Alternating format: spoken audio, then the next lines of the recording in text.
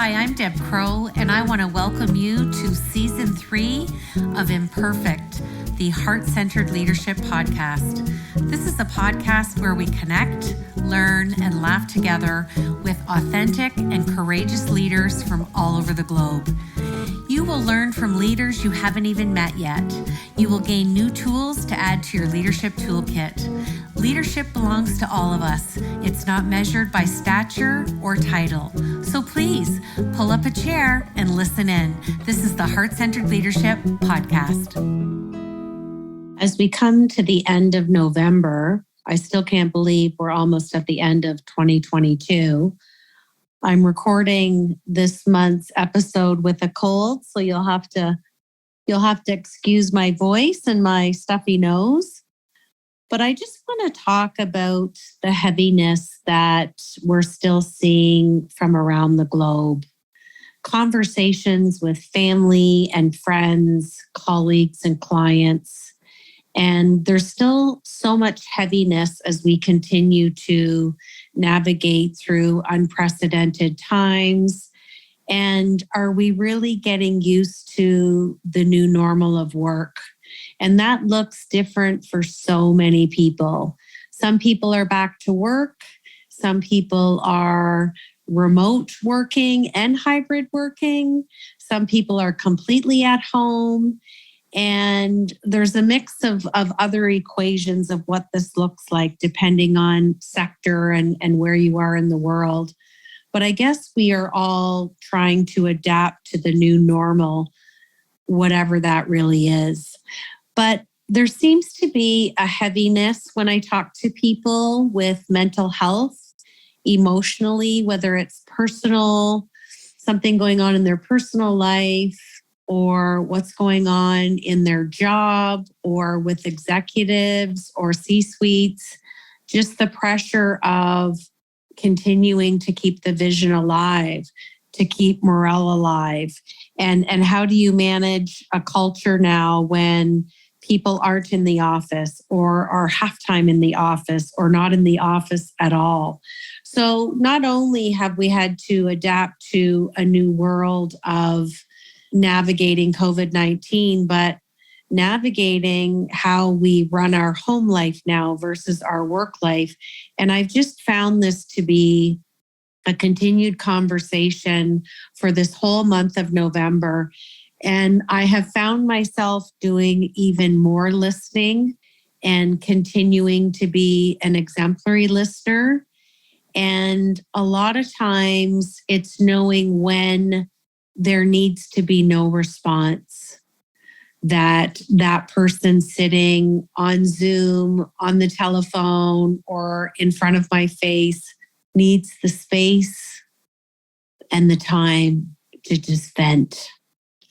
And they're not looking for advice. They're not looking for an answer. They just want you to hold space for them because you're safe. Hence the term psychological, healthy and wellness space, if you will, and just listen and be there. And sometimes our nonverbal cue and our non-communication allows that person to know that, hey, I'm here, I'm listening, and we don't even have to say anything. And I've had a lot of those conversations this month, and I find it comforting when I need to have that conversation with someone. We all need that confidant, that BFF, that mentor, whoever it is for you in your life, that we can just be ourselves and say what we want to say and not be judged and not feel fearful and embrace imperfection. Sometimes we might want to say something and it doesn't come out how we meant to say it or the meaning behind what we were really trying to say.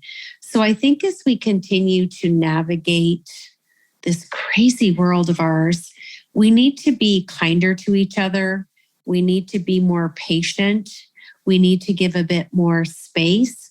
And I'm saying this from a loving sense, not from a sense of obligation. and just really tuning into other people's needs, but not losing the foundation of our own. And what do I mean by that? I think it's important that we all have boundaries. I think boundaries allow us to execute our own self-care so that we can model that for others. And it's okay to say no. And I think when you instill and implement boundaries in your life, your inner circle gets smaller. And that is okay. That doesn't mean you're a bad person. It doesn't mean you're antisocial. It means that you are putting yourself to the front of the line for your own physical and mental well-being. And that is one of the hardest things that leaders, especially heart-centered leaders, have difficulty doing. They have difficulty always listening without an intent to respond. And they have difficulty implementing self-care and modeling that for their team. And I think as we continue to navigate as we are and coming to the end of another year of a lot of upheaval in our lives personally and also with work, we now have this lingering cloud of a potential recession. And I think the catalyst for all three of these points that I'm talking about today is to continue to have a positive mindset, even when you think you can't. And I think when we do that, it leaves a little bit of the unknown to be kind of sitting on the brim of our thoughts, but it also allows imperfection to have a consistency and show up in our life as it needs to repetitively, because we seek perfection so much, it's never going to be a tangible reality. So I just want you to end this month on a message from me that imperfection is always going to be in the forefront of our lives. Maybe be a little bit more consistent and aware of when you're speaking to someone or someone is speaking to you. Convey what your needs are and what you may need at that time. And also don't let your self-care slip, especially as we head in to the last month of the year. Christmas can be inundating, busy, stressful. And then for a lot of people, it's even more of a decrease in their mental health. So pay attention to your family, your friends, your colleagues, your coworkers, who's speaking, who's not speaking, and what are you observing in behavior, especially for those who aren't speaking. And just always keep in the forefront of things that you need, because it's probably very similar to those of other people in your life, like your family members, your friends, your clients, your coworkers.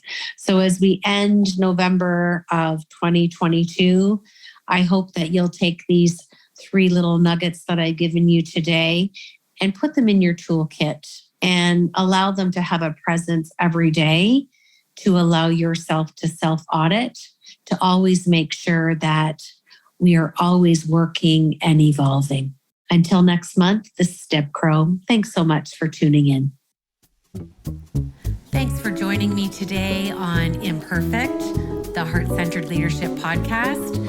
I hope that you've enjoyed the show today and learned some new tools for your leadership from our amazing heart-centered guest. And if you like the show, we would welcome a rating and review on whatever platform you listen to. And we would love to have any comments or feedback at any time. And if you want some more heart-centered goodness, head over to our daily blog, masteringtheheart.com.